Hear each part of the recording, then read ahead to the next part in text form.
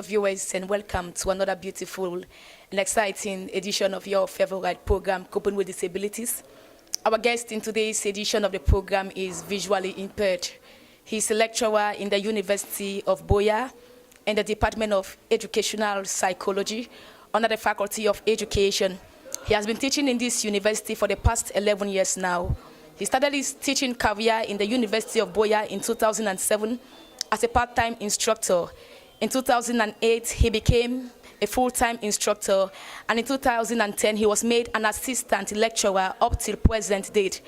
In this edition of the program, he's going to be telling us more about his life. I am your host, DELPHINE LEKE. We'll take a short break, and we will be right back. Stay tuned.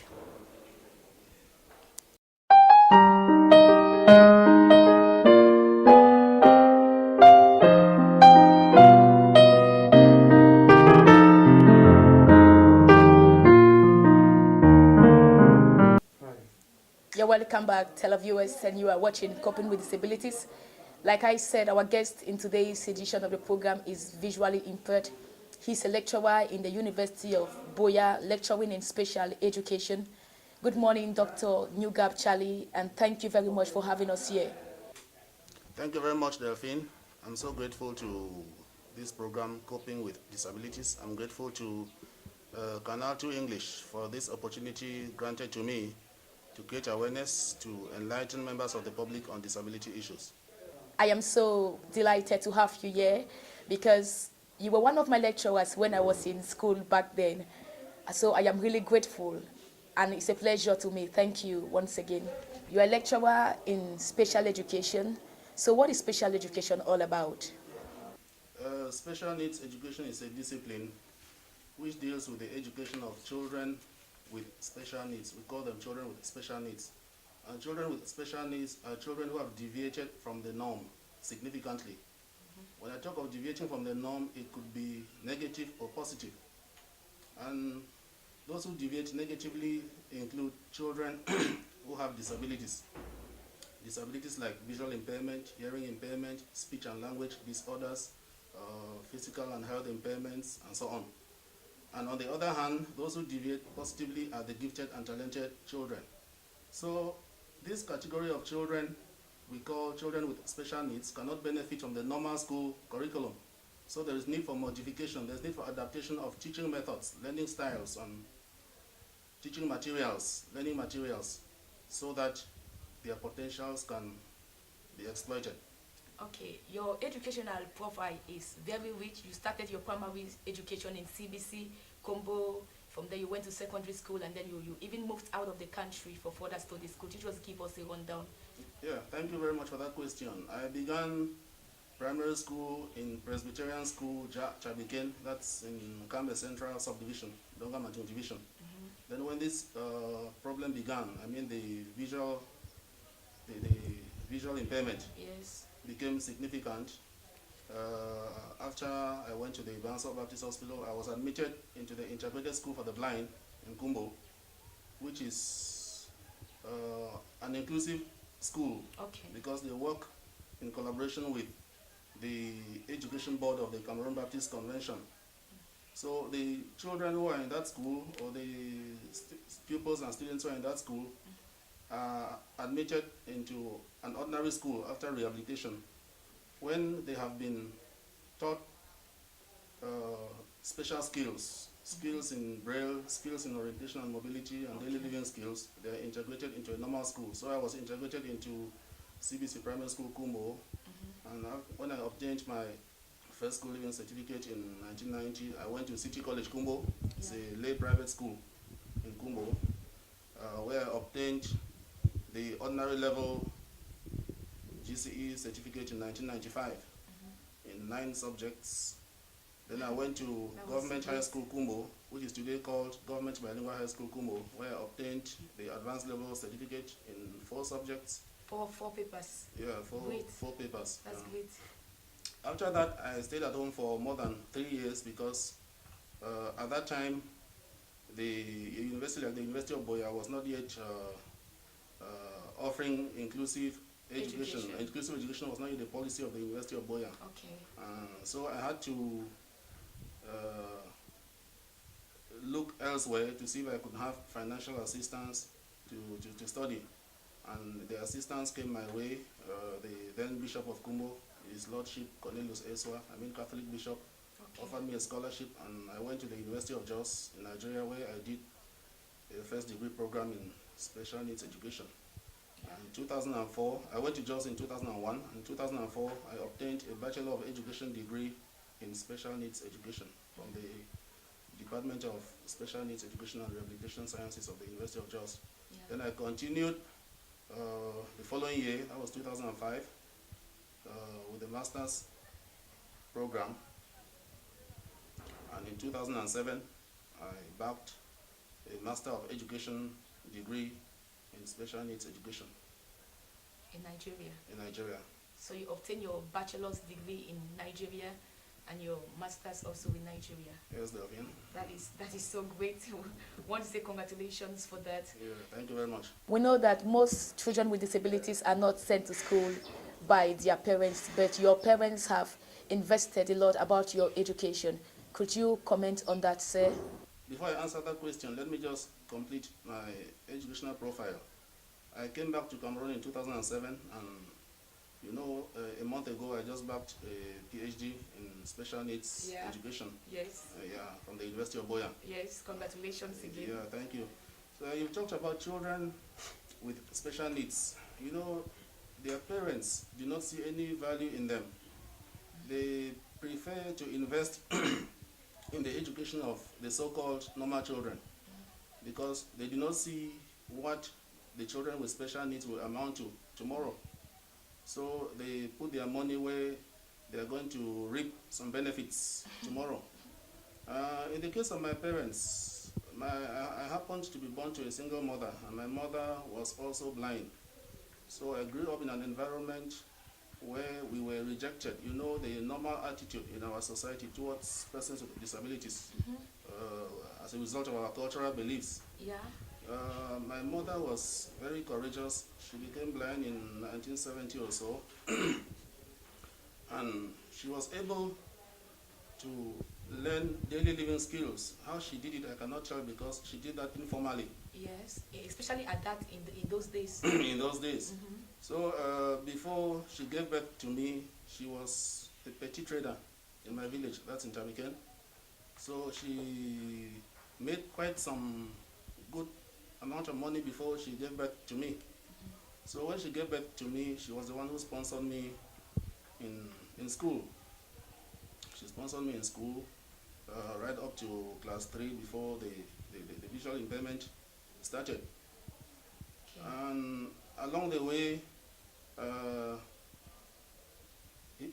brother, that's my uncle, yes, who was working far away from our village. At that time, he was in I think in Abombang in the East region. He came home, and that was one of the few family members who were interested in my mother and in me. So by the time I went to secondary school, he stepped in and sponsored me. This uncle of mine I'm talking about, he adopted me, so he's my father. He's your father? He's my father, yeah. Yes. So the name I bear, Nyugap, is his name, but he's not my biological father. I'm sorry I'm making this explanation. I do not like doing it, but I'm doing it for the purpose of advocacy, so that certain issues should be very, very clear. So he sponsored me right up to high school. And I've told you that when I was going to the university in Nigeria, it was the Bishop of Kumbo who stepped in and offered me the scholarship.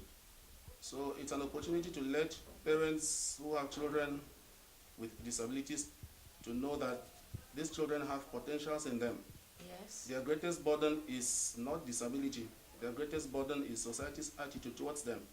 The attitude of their parents, because their parents are part of the society. If this attitude can change and they invest in such children, their potentials will be exploited, and they will contribute a lot, enormously, to the growth of society. Yes. So I don't know what to say. Your mother sponsored you. She was visually impaired. Yes. But she sponsored you. Please, doctor, I want you to clarify a point here, because viewers might be saying that if you are visually impaired, you will give birth to a child who is visually impaired, maybe because of your case, but I want to believe that that's not the case. It is not. Yeah? It is not. Visual impairment is not contagious in the sense of, you may have some vision disorders like glaucoma. Yes. What I have is glaucoma, and glaucoma may be hereditary. What I mean here is that if you have glaucoma, you can give birth to a child who has glaucoma. Yeah. But that's not in every case. Yes. Yeah, it's just one out of the many vision disorders. Yes. So more than 90% of visual impairments are not gotten through heredity. Yes. So people should know that. It's rather unfortunate that as a result of the poor enlightenment in our society, there are people who think that visual impairment, if you are somebody who is visually impaired and you give birth to a child, the child will also be visually impaired. That's not the case. Yes, I have a friend who trained as a laboratory science technologist. Today he works somewhere in this country. It is shocking that when I met him 2 years ago and told him that I had 2 children, he was asking me, I hope that your children can see well. He called me again 2 weeks ago after my defense and was asking me, how many children do you have now? I said 3. He said, I hope they can see well. So that's the misconception that people have about visual impairment. Yeah, I have 3 children and they're doing great. I've seen your children. Yeah, they're doing great. Children. I've explained that I have glaucoma, which could be hereditary. But it happens that all the 3 children I have, none has glaucoma. Good. Yeah. Good. So we are grateful. Straight away, we are going to the classroom to watch Dr. Nyugap Charly teaching as usual. Stay tuned. We'll be right back.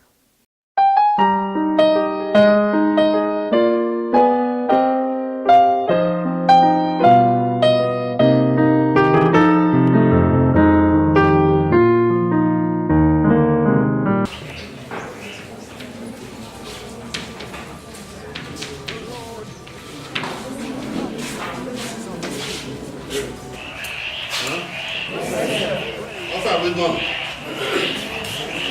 many groups are there all together? Come to the front of the class.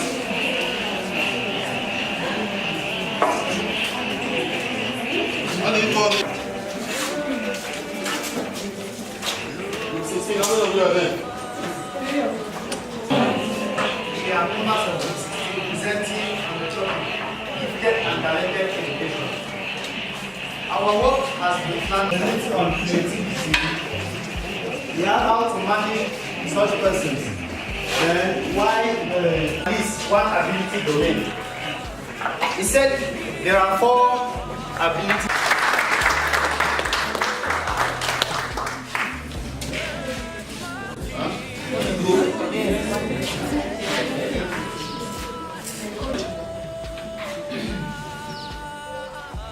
They are going to lose the friends who are absent are going to lose the mark for presentation. That's participating in the class presentation.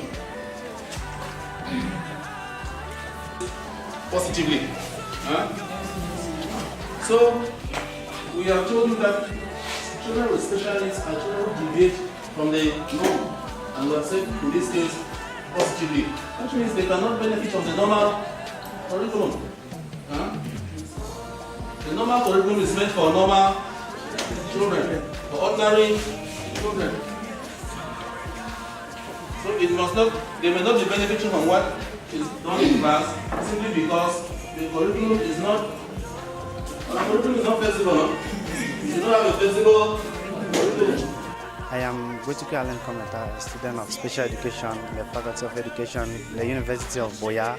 Mr. Charly Nyugap is my lecturer. He's a Superman. I think he is very intelligent. Like when I was in level 200, I came to a class, I met a lecturer. People told me he was not sane. I said no. The way he wrote on the board, the way he thought, I was amazed. I said, if people who are visually impaired can do things like this, then what of me? I checked and talk back when I was in secondary school, I could not believe things like that. But here in the university, I've really met people who are really like Mr. Charly Nyugap. Look, it's very excellent. Thank you. He's been my lecturer for 3 years now since I've been here. I think he's actually a great person. I mean, from the way students interact, from the way we all interact with him, and from the way he teaches. I really like the way he has that way of like explaining furthermore. When you understand, when you don't understand, you always have that way of briefing you furthermore till you get it. Whoever the world gets it, no matter how slow you are to get to the point, so you always explain it and you have to understand. So I can say that's one thing I've observed about him. He has that way of explaining to students to actually get the mastery of the subject area in which he's teaching for that day. Yeah, I think working with Dr. Charly has been very good because I believe that he has a high self-esteem, and I think that inclusion is very important in our milieu today, and that's why, because of inclusive education, we are working together, and I think I'm learning a lot from Dr. Charly, and he's learning too from me. He's a nice person to work with. He's a scholar, and I think he's somebody who has ambition, and I think working with him has been a good thing. We are working together, we are collaborating together, and we always work as a team, and I think Dr. Charly is a wonderful person. He's full with knowledge and a creative person to work with. I think he's somebody who see the world in a divergent and convergent way, and I think he's somebody who encourages others. He's a mentor to many people. He's a mentor to other people who are visually impaired, and I think they'll follow his example. Being one of the first person to have his PhD in special education, who is visually impaired, I think is an example to other young Cameroonians. Thank you very much for interviewing me.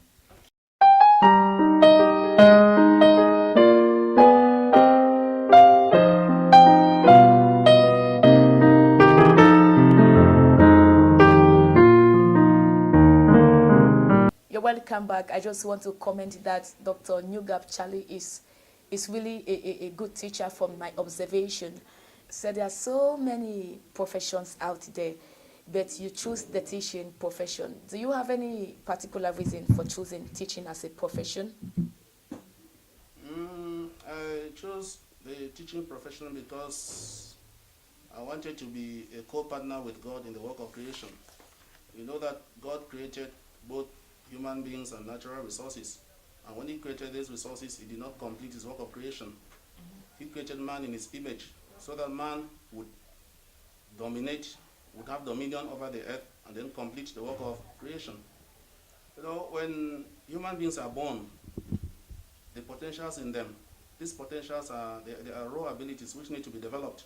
So as a teacher, I'm a co-partner with God in the work of creation because I'm helping children, I'm helping students to develop their potentials so that they can become useful to society, so that they can fulfill their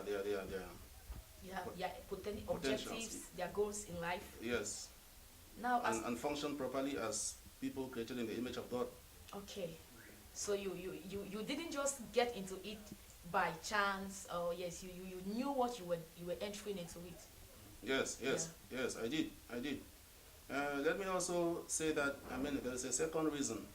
While I was in secondary school, my desire was to become a journalist or to become a lawyer or to read international relations and become a diplomat.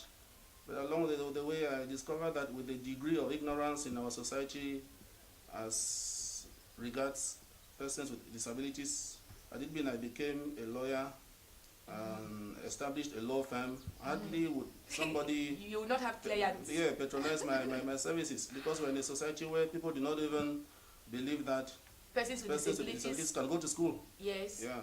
So that is what made me, after high school, to go to university and read special needs education, so that I would come back and be an advocate and try to close the gap between society and persons with disabilities, because there's a broad gap, and that gap needs to be bridged. Yeah. And to bridge the gap, you need to be properly educated on disability issues. Yes. You need to do advocacy from a scientific point of view. That's what made me to read special needs education. And you are indeed an advocate for persons living with disabilities. Yes, I'm doing my best. Thank you very much for that commendation. Now, as a lecturer in special education, what are some of your expectations? What do you expect from students after they must have graduated from the University of Buea? Yes, the students we train in special needs education, it is for them to graduate and function as advocates for persons with of persons with disabilities. When I talk of advocates, it could be in the classroom, as teachers, it could be as social workers, as journalists, as you are doing. You know, Delphine, you read special needs education. I taught you for 3 years, Yeah. and today you are a journalist. Yes. So you are helping to sensitize, you are helping to create awareness, to close that gap between persons with disabilities. Because when people have scientific knowledge, when people are properly educated, some of those misconceptions, some of those wrong beliefs that they had about disabilities disappear. That's right. And you find them coming closer to persons with disabilities. You find them advocating for them. You find them, yes, you find them adopting policies which are friendly to persons with disabilities. Yeah. So that's my expectation. I remember there's a student I taught called Priscilla. She went to Yaoundé and taught in a private school, Yes. which was admitting children with special needs.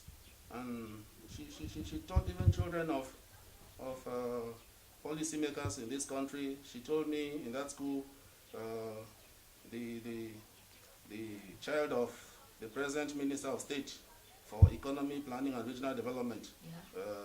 Minister Paul Tasson, Yes. was there, and she taught that child. And after some time, the child could perform certain tasks. The child's potentials were being Yes. realized, Yeah. and that gave her a lot of joy. When she told me this, I was very, very happy, because that is my desire. Okay. Just to ask, I want to ask about your relationship, the kind of relationship you have with your colleagues here with the University of Buea. So, in the University of Buea, my relationship with my colleagues is very cordial. You can see that when we came into the office, we met a colleague of mine who was already working, attending to students, together with my research assistant, who is a PhD student. And we spoke to him and the research assistant, and they gave us the opportunity to have this interview. That tells you that my relationship with them is very cordial, because if it was not cordial, they wouldn't have gone out of the office so that we can have this interview. When I have any problem, I function in an environment where information is not in a medium that is friendly to me.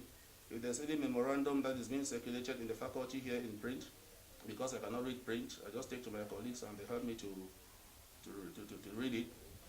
When they also have problems which I can solve, they come to me. Okay. So it's a reciprocal relationship. Okay, thank you. Televiewers, you are watching Coping with Disabilities, and I have been talking to Dr. Nyugap Charly, a lecturer in special education here with the University of Buea. We are going to take a short break and we will be right back. Stay tuned.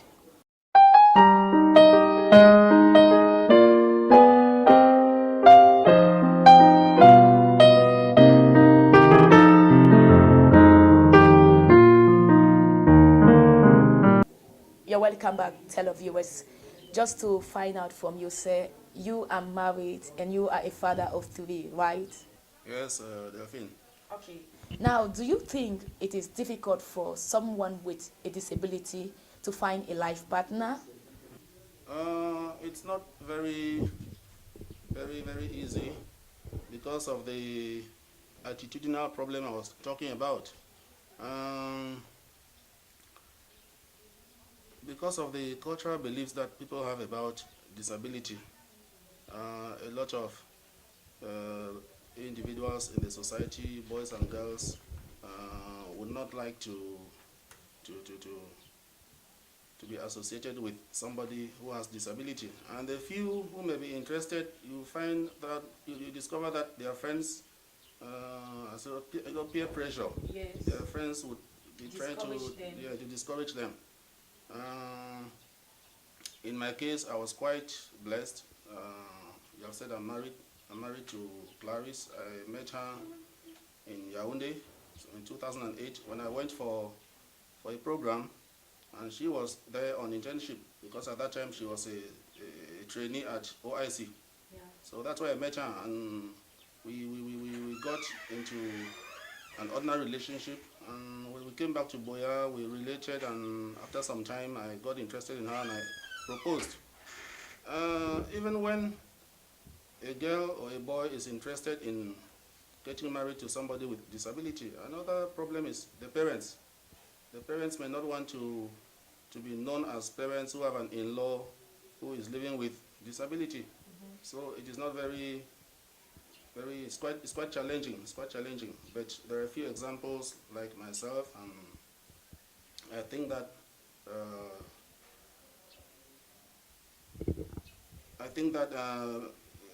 many people in our society, boys and girls who are looking for life partners, parents should learn from these few examples that exist.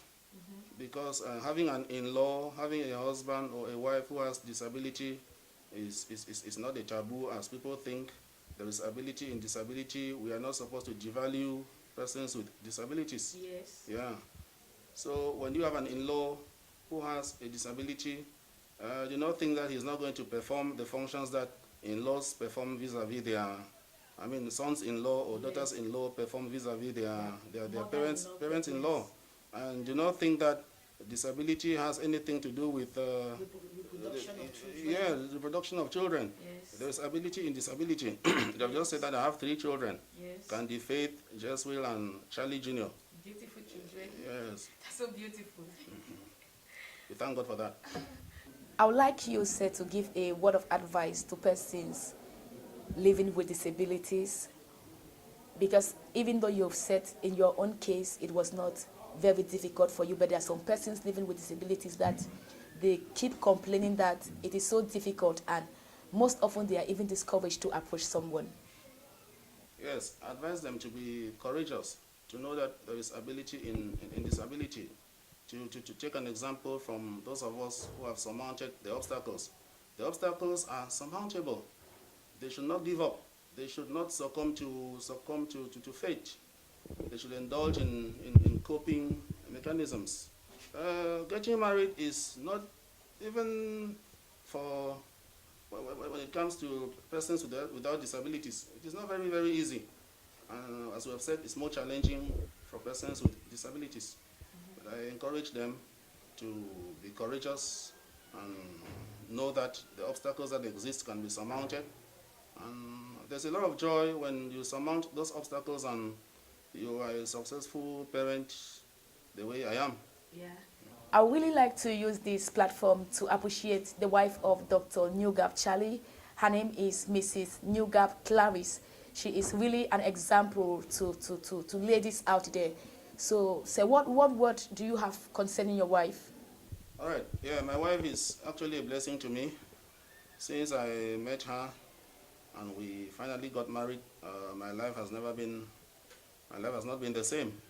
And she's a lady to be appreciated. She's a lady I'm very proud of, and she's an example to other ladies who are thinking of getting married. And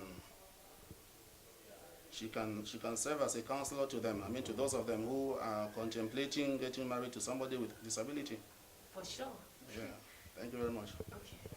We want to thank you very much, Dr. Nyugap Charly, for having us here in the University of Buea. You are a lecturer in special education. Thank you very much, Delphine. I'm so grateful to this program, Coping with Disabilities. I'm grateful to Canal 2 English for this opportunity granted to me to create awareness, to enlighten members of the public on disability issues. Thank you very much.